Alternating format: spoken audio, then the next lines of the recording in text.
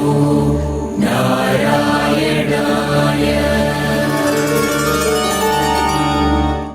నమో వెంకటేశాయ.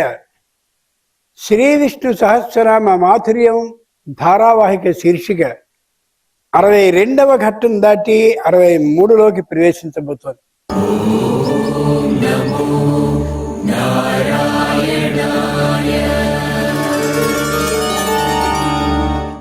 కార్యేషు దాసి కరణేషు మంత్రి భోజ్యేషు మాత శయనేషు రంభ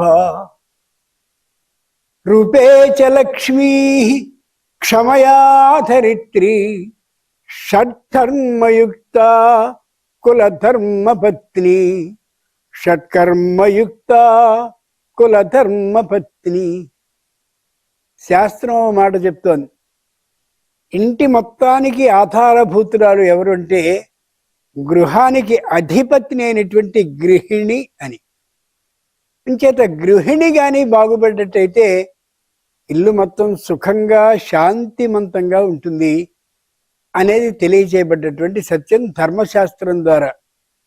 అలా ముందు నాటికి గృహిణులు కావలసినటువంటి ఇందరు ఆడపిల్లలు ఈ శ్రీ విష్ణు సహస్రనామ మాధుర్యాన్ని తెలుసుకుంటూ విష్ణు సహస్రనామాల ద్వారా కుటుంబాలను ఎలా నడుపుకోవాలో, ఎలా నడుపుకోకూడదో, ఏ విధంగా ఉంటే జీవితం రమ్యంగా ఆనందంగా శాంతిమంతంగా గడుస్తుందో తెలియచేసుకోవడానికి, అర్థం చేసుకోవడానికి ఇక్కడికి వచ్చారు. వారిని పంపించినటువంటి తల్లిదండ్రులు నిజంగా ధన్యాత్ములు.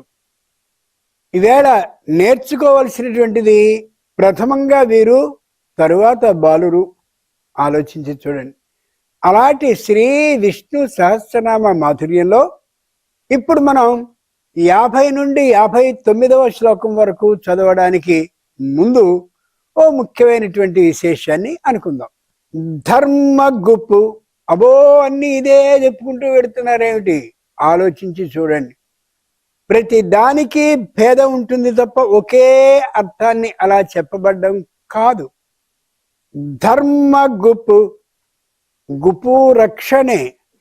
ధర్మాన్ని రక్షించవలసినటువంటి ఆ బాధ్యత, కర్తవ్యము భగవంతుడికి ఉంది. అంచేతనే ఆయన ఎక్కడైనా అధర్మమే చేయాలని ఎవరైతే వస్తుంటారో ఆ అధర్మం వాళ్ళు చేయకుండా ఉండేలా చాలా జాగ్రత్త పడుతూ ధర్మమే చేసేలా చేస్తాడు. ఎక్కడ నబాధాక్షుత్పిపాసాభ్యాం యతస్సా కథిత బలా. విశ్వామిత్రుడు రాముణ్ణి కూర్చోబెట్టి, నాయనా నీకు బల అనే మంత్రాన్ని ఉపదేశిస్తాను అన్నాడు. దేనికి అని అడగల. నబాధాక్షుత్పిపాసాభ్యాం. మీరు అరణ్యాల్లో కదా వెళ్ళేది, సరైనటువంటి కాలానికి ఆకలి బాధ అవుతుంది. కొంత దూరం నడుస్తూ ఉన్నప్పుడు దప్పిక అవుతుంది. ఈ ఆకలి బాధ, దప్పిక లేకుండా ఉండేలా నేను ఈ మంత్రాన్ని ఉపదేశిస్తున్నాను. ఎంత దూరపు చూపో భగవంతుడిది ఆలోచించి చూడండి. ఆ భగవంతుడు విశ్వామిత్రుడు అనేటటువంటి వాని ద్వారా ఈ 2 మంత్రాలని ఇచ్చాడు. ఇచ్చి సరిపోదు, ధర్మరక్షణానికి మరోటి కూడా చెయ్యాలి అని ఆలోచించి యత పరస్య స్ఖాళిత్యం దృక్ మనః కాయ కర్మణాం నబాధా. యత పరస్య స్ఖాళిత్యం దృంగ్మనః కాయ కర్మణాం స్వఉపాయే త్వమోఘత్వం యతస్సాతి బల మత. చాలా గొప్పదైనటువంటి మాట ఇది. ఎదుటివాడు కంటితో చూసి పొరపడ్డం దృక్, ఎదుటివాడు మనసు ద్వారా పొరపాటు చేయడం, ఎదుటివాడు కర్మ తను చేయబోయే పని ద్వారా పొరపాటు చేయడం, ఎదుటివాడు కాయ శరీరం ద్వారా పొరపాటు పడేలా చేయడం, ఈ 4టిని చేశాడు రామచంద్రమూర్తికి. స్వయంగా ఆ పైనుండేటటువంటి శ్రీ మహావిష్ణువు రామచంద్రమూర్తికి ఈ ఉత్తమ లక్షణాలని ఇస్తూ ఇతని ద్వారా ఎదుటి వారందరూ ఆ పొరపాటు చేసేలా చేశాడు. పొరపాటుని చేసేలా చేస్తే ఏమవుతుంది? రాముడు విజేత అవుతాడు, వాళ్ళందరూ కూడా నష్టపోతారు. ఎక్కడ? యతః పరస్య స్ఖాళిత్యం దృక్. కరుడనే పేరు కలిగిన రాక్షసుని పంపించాడు రావణాసుడు యుద్ధానికి. వాడు ఒక్కడు యుద్ధానికి రాలా, 14 మంది రాక్షసులతో వచ్చాడు. కరుడికి ప్రత్యేకంగా ఉన్న సైన్యం 14 మంది. ఆ 14 మందికి తోడుగా వచ్చిన రాక్షసులు మరో 14,000. మొత్తం 14,014 మంది రాక్షసులు వచ్చారు. ఇటుపక్క యుద్ధం చేయవలసిన వాడు ఒకే ఒక్కడు, రామచంద్రమూర్తి. అంచేత భగవంతుడు ధర్మగుపు, ధర్మాన్ని రక్షించాలి కాబట్టి ఒకే ఒక పని చేశాడు. స్వ ఉపాయే త్వమోఘత్వం. వాళ్ళలో చిన్న పొరపాటు జరిగేలా చేశాడు. ఎప్పుడైతే 14,014 మంది రాక్షసులు యుద్ధానికి నిలబడ్డారో ఆ అందరికీ కూడా ఒక్కొక్క రామచంద్రుడు ఒక్కొక్కరికి ఎదురుపడుతూ రామచంద్రుళ్ళు 14,014 మంది ఉన్నట్టుగా కనిపించారు. అది దృక్. ఆ కంటి ద్వారా పొరపాటు చేయించేలా, పొరపాటు జరిగేలా చేశాడు రామచంద్రమూర్తి. సర్వమే హి పశ్యామి. ఇదేమిట్రా, రామచంద్రుడు ఒక్కడే యుద్ధానికి వచ్చాడని అనుకున్నాం, కానీ 14,014 మంది రామచంద్రుడు యుద్ధానికి వచ్చారేమిటి అని వాళ్ళు చాలా పొరపాటు పడ్డారు. కానీ వచ్చింది మాత్రం రామచంద్రుడు ఒక్కడే యుద్ధానికి. దృక్. కళ్ళతో పొరపాటు జరిగేలా చేయడం అనేది ఆ విశ్వామిత్రుడు ఉపదేశించినటువంటి అతిబల అనే మంత్రం యొక్క ప్రభావం కారణంగా. బాగా గుర్తుంచుకోండి అమ్మా, మంత్రము అనేది ఎంతగా మనం మననం చేస్తూ చేస్తూ చేస్తూ ఉంటే అంతగానూ ప్రయోజనాన్ని ఇస్తుంది. ఇప్పుడు విష్ణు సహస్రనామాన్ని ఏమనుకున్నాం? విష్ణు సహస్రనామ స్తోత్ర మహామంత్రస్య. మంత్రం అంటే ఒకే ఒకటి, మహామంత్రం అంటే అనేక మంత్రాల సమూహము అని అర్థం. కాబట్టి ఏ విష్ణు సహస్రనామాల్లో 1000 నామాలు కనిపిస్తున్నాయో అది ఒక్కొక్కటి ఒక్కొక్క మంత్రం, అన్ని మంత్రాలు కలిపి మహామంత్రం. కాబట్టి ఏ ఇబ్బంది మనకి జీవితంలో వస్తుందో, ఏ కష్టం మనకి రాబోతోందో గమనించుకుని ఆ కష్టానికి ఆ ఇబ్బందికి సరిపోయేటటువంటి ఒక నామాన్ని దీంట్లో జాగ్రత్తగా ఎంచుకుని దాన్ని గాని మననం చేసుకుంటూ ఉంటే ఆ కష్టము ఆ ఇబ్బంది తొలగిపోతుంది. దృక్. 2 మనః. మనసుతో ఎదుటివాడిని పొరపడేలా చేయడం కూడా చేస్తుంది అతిబల అనే మంత్రం. మనసుతో పొరపాటు పడ్డం. రామచంద్రుడు మారీచుడిని విపరీతమైనటువంటి వేగంగా ఉండేటటువంటి బాణంతో కొట్టాడు. కొడితే మారీచుడు వెళ్ళి సముద్ర మధ్యంలో పడ్డాడు అని అనుకున్నాం కిందటి ఘట్టంలో. పడ్డటువంటి వాడికి ఏం కావాలి?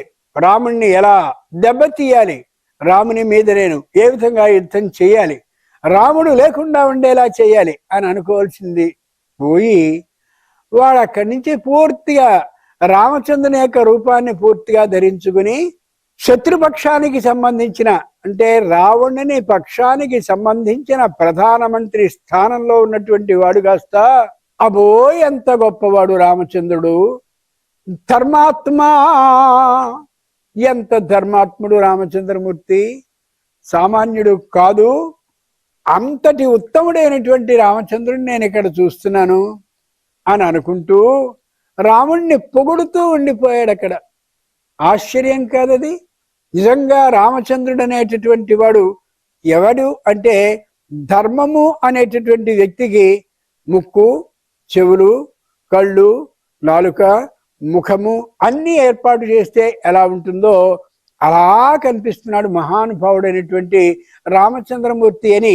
శత్రువు అయినటువంటి వాడు, మహాశత్రువు అయిన రావణాసురుని ప్రధానమంత్రి అయినటువంటి వాడు, వాడు కూడా పొరపడ్డాడు. దృక్ మనః.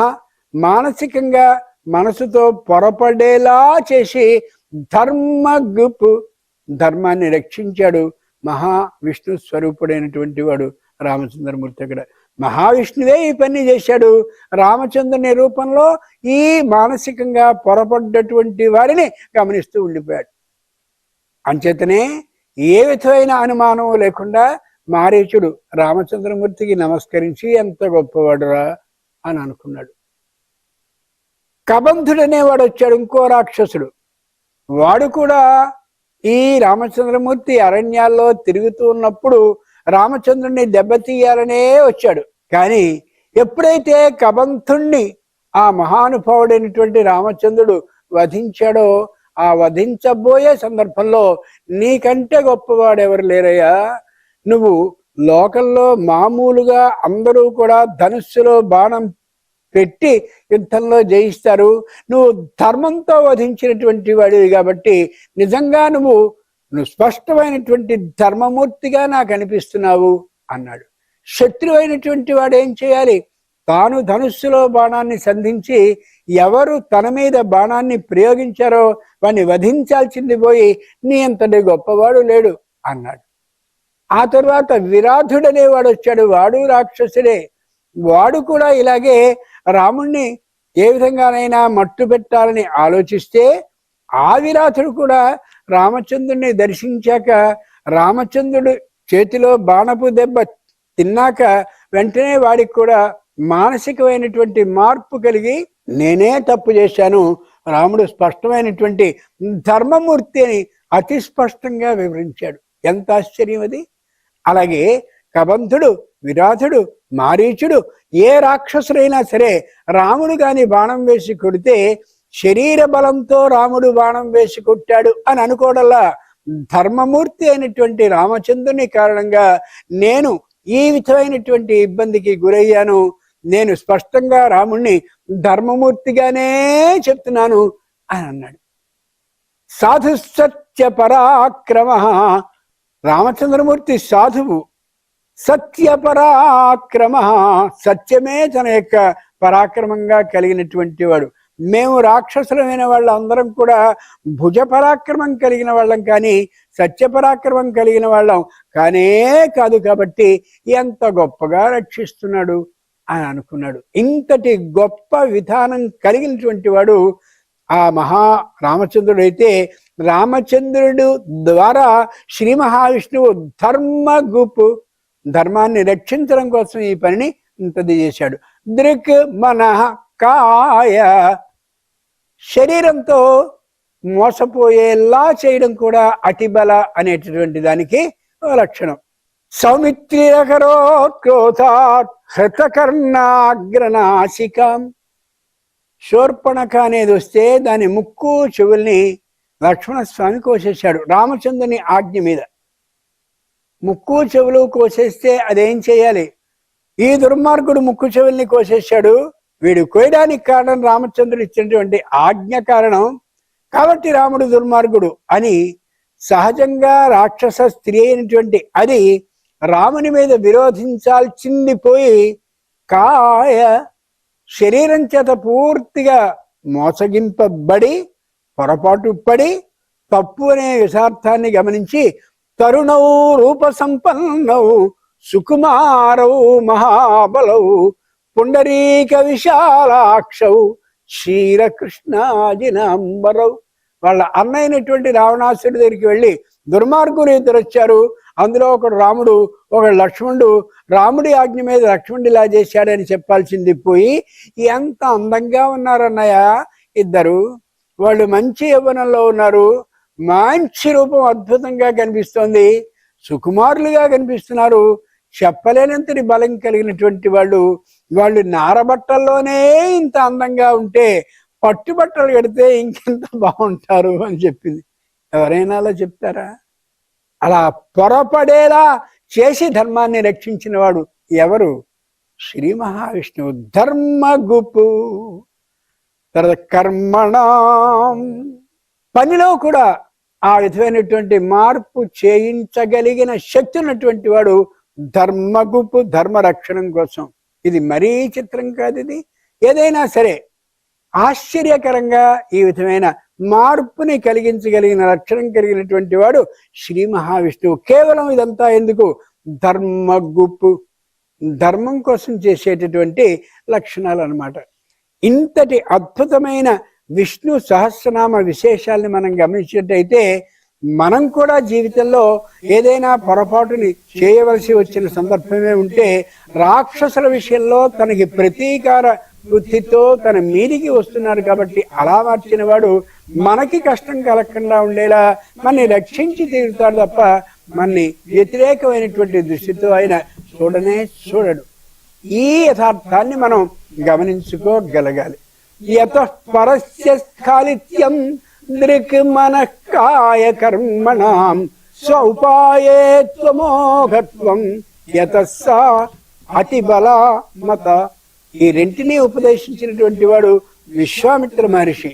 విశ్వామిత్రుడిని కూడా ధర్మగుపు, ధర్మాన్ని రక్షింపడం కోసమే ఆ శ్రీ మహావిష్ణువు రామచంద్రుడిని విశ్వామిత్రుడిని ఏర్పాటు చేసి ఈ మార్పుని చేశాడు.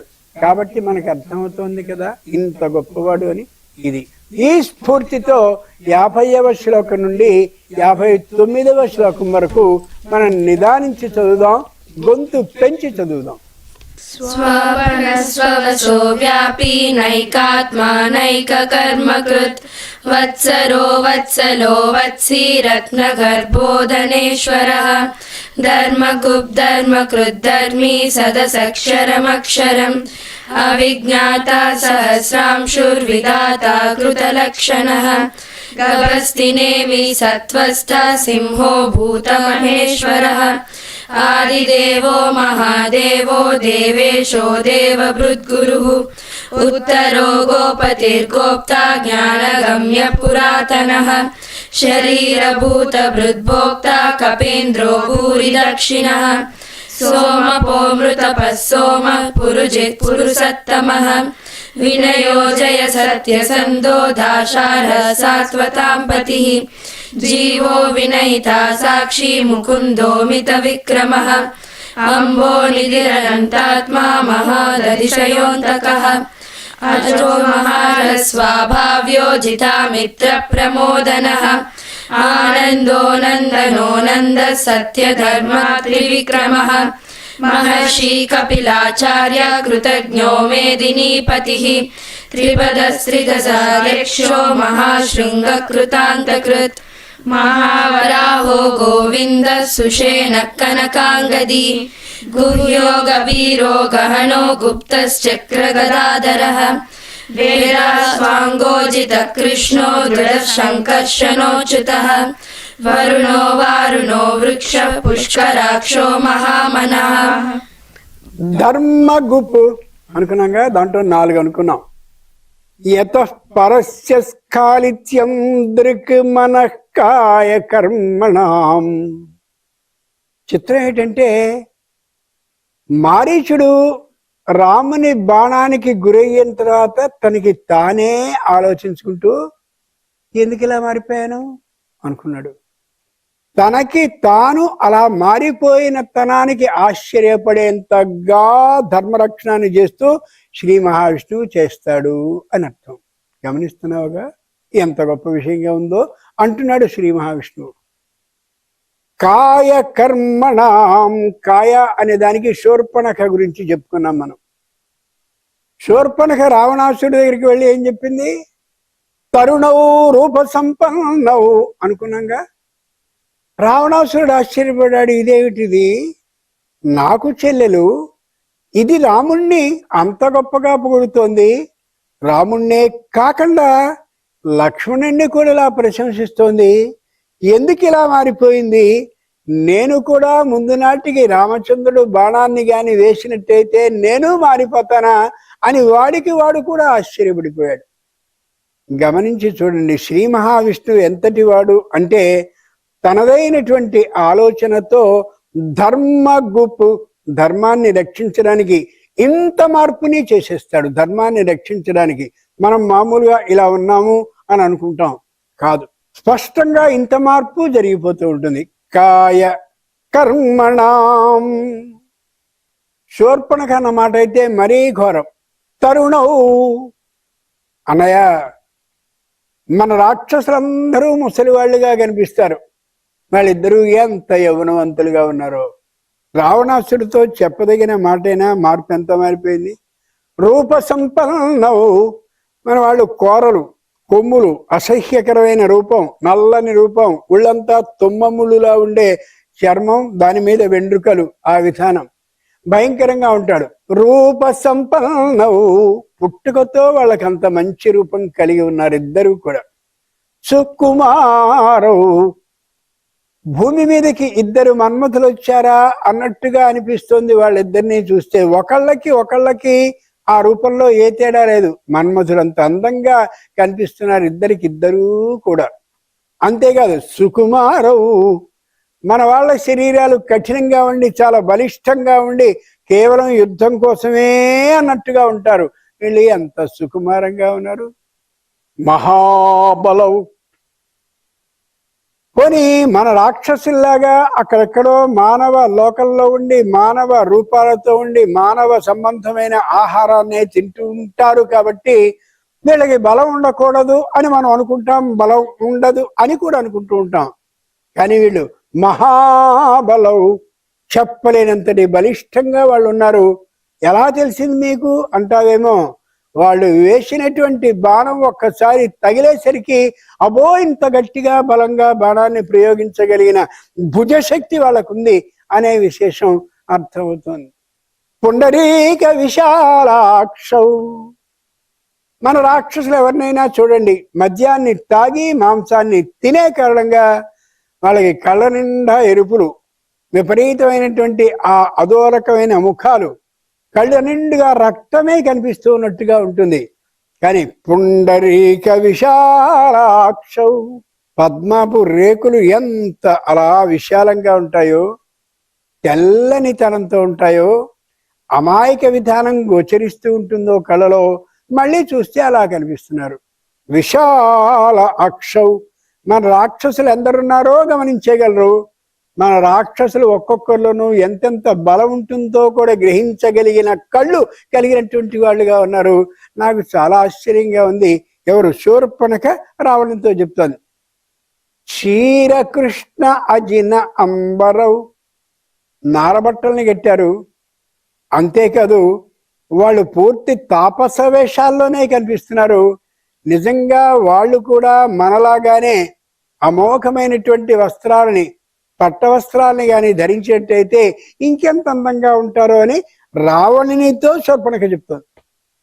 ఆయన ఆశ్చర్యపడ్డాడు. ఇదేమిటిరా, నా చెల్లెలు నాకు ఈ విధంగా చెప్తోంది ఈ లంకా నగరంలో అని.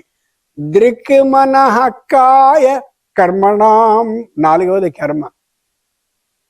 ఆంజనేయ స్వామి లంక మీదకి యుద్ధానికి వెళ్ళాడు. సహజంగా ఎవరైనా 10 మంది కలిసి యుద్ధానికి వచ్చినట్టయితే, లేదా దాడికి వచ్చినట్టయితే, లేదా దొమ్మి చేద్దామని మన ఇంటికి వస్తే, మన ఇంట్లో ఉన్న అందరూ మరికొందరిని కలుపుకుని వాళ్ళ మీదకి వ్యతిరేకించడానికి, వాళ్ళ మీద మళ్ళీ యుద్ధం చేయడానికి వెడతాం తప్ప, ఒరే పెద్దాడు నువ్వు వెళ్ళు, వాడు ఓడిపోయి వచ్చిన తర్వాత ఒరే రెండో వాడు నువ్వు వెళ్ళు, ఆ తర్వాత మళ్ళీ మావయ్య నువ్వు బయలుదేరు అంటారు ఎవరన్నా? అందరూ కలిసి కదా మీద పెడతారు.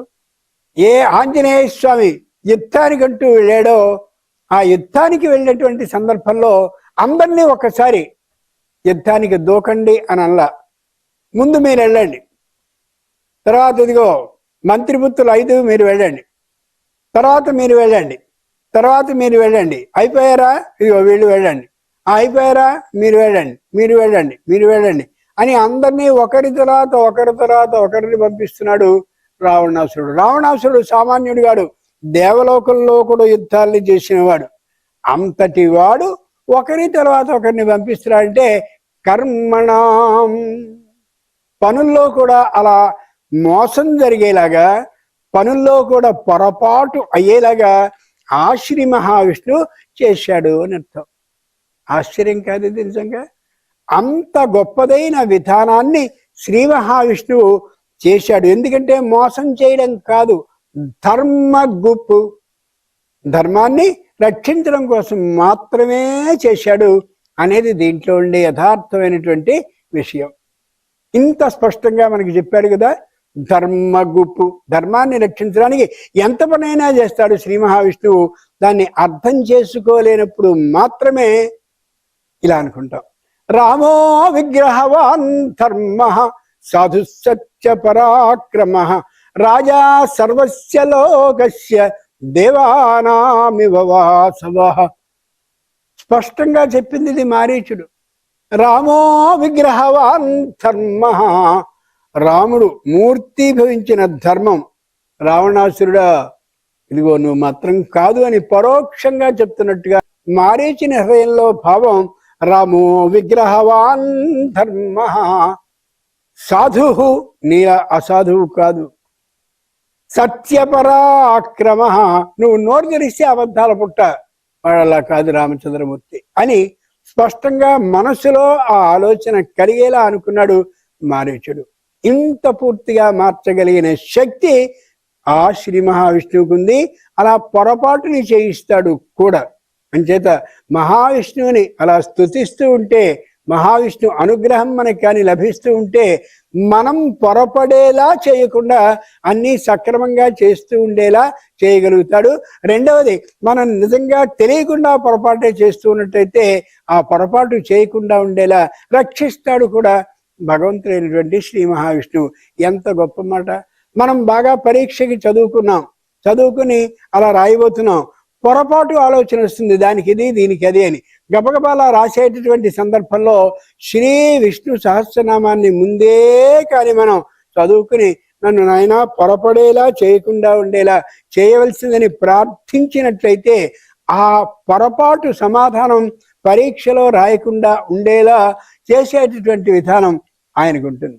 ఆ మహావిష్ణువు ఉంది, అదే ఉంది, ఇదే ఉంది అని అనుకుంటూ భగవంతుడి మీద నేరాలు మోపి నిందనే చేసినట్లయితే ఖచ్చితంగా పొరపాటు జరిగేలాగా, పొరపాటు చేసేలాగా చేసి ఇబ్బంది పెట్టేటటువంటి పరిస్థితి ఆయనకుంటూ ఉంటుంది. ధర్మగుప్పు ఇంత అర్థం ఉంది ఈ 3 అక్షరాల మాట. ధర్మగుప్పు 4 అక్షరాల మాట కదా, కాదు. పకారం పొల్లు కాబట్టి పొల్లుని సంస్కృతంలో లెక్కయ్యరు కాబట్టి ధర్మగుప్పు అంటే 4 అక్షరాల మాట కాదు, 3 అక్షరాల మాటే. దీనికి ఇంత అర్థం ఉందనే యథార్థాన్ని గ్రహించుకోగలగాలి. చూశారు కదండి, ఒక చిన్నదైనటువంటి నామానికి ఎన్ని అర్థాలు విభిన్నంగా కనిపిస్తున్నాయో. ఇలా వివరంగా చెప్పుకున్నట్లయితే ఇలా ఉండేటటువంటి విద్యా అర్థినులైనటువంటి వాళ్ళకి తెలియజేస్తే ఆ విష్ణు సహస్రనామం పై ఎత్తులో ఉండే వారికి మాత్రమే తెలియదని, అంటే వాళ్ళకి మాత్రమే తెలిసేది కాదని, అందరికీ కూడా జీవితంలో అర్థమయ్యేదే అవుతుందని, తద్వారా అమోఘమైన ప్రయోజనాన్ని వీళ్ళు కూడా పొందగలుగుతారని ప్రతి తండ్రి, ప్రతి తల్లి, ప్రతి విద్యార్థి తెలుసుకోగలుగుతాడు. ఈ విశేషాన్ని అర్థం చేసుకుంటూ ఇదే శ్రీ విష్ణు సహస్రనామ ధారావాహిక శీర్షికని 63 దాటి 64వ ఘట్టంలోనికి ప్రవేశించబోతున్నాం. ఆ దేవదేవుని అనుగ్రహం కారణంగా అని ప్రకటిస్తూ ఆయన అనుగ్రహాన్ని కోరుతూ ఓం నమో వెంకటేశాయ.